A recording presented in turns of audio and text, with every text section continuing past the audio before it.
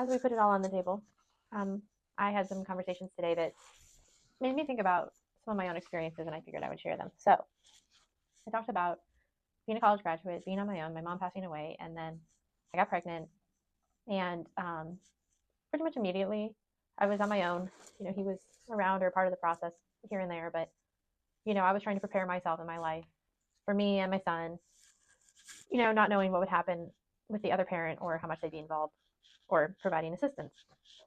So, a little backstory. I graduated college and I got a job at a nonprofit, and it was a religious nonprofit, and I was really happy working there. I had a big girl salary of $39,000 a year with great benefits, which was in 2012, 2011, a really nice salary for somebody fresh out of college. And I'm really grateful for a lot of that. And so, anyway, I ended up having to leave that position because it was a religious organization, and I signed all these documents when they hired me that said that I would adhere to the mores of the Bible from the interpretation of this Christian organization. And some of the things I signed off on were that I would not drink alcohol at all, which maybe I adhere to. I wouldn't gamble, there were a few other things, and then I wouldn't have sexual intercourse outside of a marriage, basically. Adhere to religious rules on intimacy based on biblical interpretation.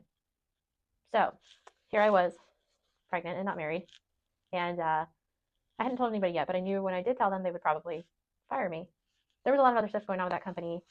My boss in particular was intense and very concerned with image and stuff, and so I just kind of knew what was going to happen. So I went looking for a new job, freshly pregnant, and got this job at an accounting firm. There we go. I don't do taxes. I don't do accounting. I was an admin. I had to take a pay cut, so I went from 39,000 to something like 33,000 a year, which was definitely something I felt. And my insurance was pretty good, but not quite as good as the nonprofit. So, I've got this pay cut and whatnot, and I'm renting the family home from my dad. So after my mom passed, my dad moved on with somebody and moved into her home. And my sister, who's 4 years younger than me, we stayed in the house. She was commuting to college, and we lived there together and had a rental agreement with my dad in some loose form, paying him, basically for a room. I wasn't paying like a full rent like I would have in an apartment. And so that's kind of what I did while I was pregnant, tried to save money. And yeah, so once I got pregnant, I was freaking out, trying to figure out what to do financially. My son's dad had a few tidbits of advice, and one of them was he suggested that I look into food stamps. At the time, they weren't stamps; they were, SNAP card and that sort of thing. But he was like, "Oh, it would help offset your expenses, cover diapers, whatever. And if you have any extra, you could share it with me, because at the time he had his 15-year-old son living with him too. It could really like decrease his expenses, and then he have money for other things." So I'm like, okay, so you want me to go try and get government assistance and then fraudulently share some of it with you, even though you're not in my household? Also, like, won't I need all of it? But you just assume I have extra to share. The whole thing was really weird to me. But lo and behold, once I checked, I did not qualify because my income threshold was like a couple $100s a month, maybe over what the monthly income limit was for some family size. And so I had to account for my sister also, who was living with me. She wasn't quite my dependent, but she kind of applied to the household. Maybe I could have like fibbed that and not included her, and maybe I would have qualified a little bit then. It's kind of gray, but I remember when he suggested the assistance, I was like offended. And I'm like, my mother is rolling over in her grave. She raised us to be independent and hardworking. And, you don't take assistance. You figure it out. You provide for yourself. Don't expect anybody to take care of you. Now, I think that government assistance is a good thing. And I think there are people that really need it. I just fortunately don't believe I was ever in a situation where I deserved it maybe as much as other people. That doesn't mean I haven't had times where I struggled or where I didn't have money for diapers and food and whatnot, but I found a way to make it work. I specifically remember when my oldest was little, grocery shopping for him, getting everything I knew I needed for him for 2 weeks. And if I had money left over, a couple things I would get for myself, and that was it. And I would eat what he ate or what he had left over, or I would just live on like cheap mac and cheese as like my evening meal, and that was kind of it, like that's survival. I don't understand why people think that life isn't sometimes challenging and sometimes in survival mode. And also, like, sometimes your lifestyle needs to change or does change in order to offset other things. And I didn't need to have fancy meals every day to, it was okay because I was making it work for my family. And, it's kind of like the plight of the single mom, I can subside on energy and drive and pride. I don't need food.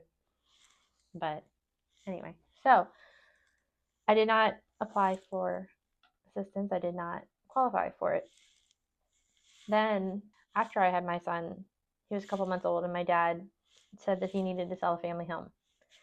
So my sister and I had to go find somewhere to live. And I then also looked into subsidized housing to see if I qualified for that. And that's, I think, really when Morgan, my sister's income applied, and it prevented me from qualifying for subsidized housing. So then I had to find somewhere to live, and I just could not believe how much it would cost me kind of on my own. My sister was going to help, and my dad ended up subsidizing her a little bit for me while she was in school. But, I had to figure out how to pay this rent that was like, I don't know, $800 some a month, which was almost half of my take home every month. It's crazy. But nope, didn't apply for assistance. It was not applicable. So once again, I had to move on and figure out how to make it work. Son's dad was making more than me, and in the beginning I was carrying more of the financial liability and the time. And so we were having, back and forth in court about custody and time. But then I also was pursuing child support and back pay. And I finally got awarded it when my son was 7 months old. And then, like a month later, his dad happened to lose his job. And then he couldn't pay me officially anymore what he was supposed to. So then he was able to pay me what he could when he wanted. And he did for the most part, but I had no recourse for that. I was at the mercy of what he was capable of doing and when. And it was somewhat irregular. Not like I went months and months without any help, but the regular part would be like I didn't know when to expect it. And so when I was having to pay bills, sometimes that was hard because, is this money going to show up in time for me to do this other one, or do I need to do this first and the other? Anyway, but somehow I figured it out and we made it work. And ultimately, I was living beyond paycheck to paycheck for most of my son's life until he was about 5 years old. And I mean, let's be honest, like most Americans live paycheck to paycheck, but what I'm talking about is that I didn't actually have enough money really to cover all of my expenses in a month. There was one time where I got like a store Target card, and I was using that credit card to pay for diapers and stuff each month, and I maxed it out because it was helping offset me surviving. But then I couldn't pay it off, and so that was like a fun process that I eventually was able to do. I got a different job when my son was about 3 or 4 years old, and that job had a bit more of a pay increase. So that kind of helped. But again, rent had gone up quite a bit in a couple years, and so I was still paying one paycheck a month out of the two to just my rent pretty much. And his dad didn't want me to have anybody living in the house around our son, and so I didn't have a roommate for the longest time, which was even harder. Mind you, he was living with his sister, so she was helping him pay for things, but I didn't have any family members to live with, and so I didn't have anybody helping me cover expenses. But eventually, I figured it out. And then I switched careers and became a real estate agent. And that was just such a change. Now, again, you're still living commission to commission, and that's a whole other gambit because you don't know when it's going to happen, or you have 30 to 45 days sometimes or more between closings. Like there's just so much that goes into that. So that's another precarious way of trying to figure out how to make everything work and pay your bills. But I did start making more. I also had I had roommates for a while when I first became an agent because I moved to this fancy neighborhood so my son could go to the best school in Virginia Beach, and it was expensive. And I had a 4-bedroom townhouse that I was renting that my dad co-signed for me, which was a big deal for me to ask him to help me offset this because I couldn't prove income because I was a brand new agent. Like I'd been an agent like 2 months, but I made it work, and I had roommates, and they helped me make it work. And then eventually I did it on my own without them and made more money and worked on purchasing my own house myself. I did rent to own. And so the reason kind of this conversation came up for me is about people who use the system. So I think that government programs and assistance is a wonderful thing. And I'm glad that we have it. And I think there's some people that really need it. But there's also this part of it that I think prevents people from trying to be capable of supporting themselves. Just that, but also sometimes prevents or allows parents, mothers, to not have to push the other party to help support because they already have so much support, whether it be food stamps, subsidized meals at school, if you get tax credits and breaks, for childcare for your family, sometimes even living expenses. So that, there's a lot of things there that help you, but in the long run, what do you do if those programs go away? Or do you ever imagine a life where you eliminate those programs? What do you do when your kids grow up and you don't have any support for the kids and you have to somehow live on your own, but you never increased your income or your job situation? Because if you did, you would lose those handouts and assistance. But now your dependents and eligible parties that gave you more income now have outgrown it and you can't afford to live on your own. Then do you become a dependent of those adult children so that you can all stay in the house together? Do you keep your kids home longer, into adulthood and try and finagle the system to get more money to keep everything going? But at what point do you evolve and learn and improve your situation to be better, to not need those things, and set an example for your children to not need those things and to work hard and provide for themselves, and also set your children up to free themselves and grow and flourish and move on and move out and start their own lives? Is that what you want? Like, do you set them up for that? Or is it a stunted system where none of you really evolve past the way you've been living for the last couple years, decade more? Is that what you see for the next decade more? Maybe there isn't like a lot of long-term planning when it comes to government assistance or your income and how that works out. But long term, like I don't and that would stress me out. Like, how do I, it's a train that's heading down the rails and the rails are going to end. So like, what's my next step? What's my plan? But I also personally never wanted to be in a situation where I had to rely on someone else, even if it's the government, which just seems so secure and safe. Don't know about that. But no, I mean, I guess it's different because I was not married before I got pregnant with my oldest, but I just knew I always needed to be prepared to take care of myself no matter what. And like, even if you're married, like I wouldn't want to just right now with my husband set myself up. It's one thing where you like choose to stay home for a while and work less or work not at all and take care of the kids and you're saving and all of that. But like if something happened to him, what would I do? I mean, if I had no career, no basis for income and stability and longevity, that would be very uncomfortable for me. And I mean, I'm a worst case scenario person and I think about the future and the what ifs, but what if I don't have somebody supporting me?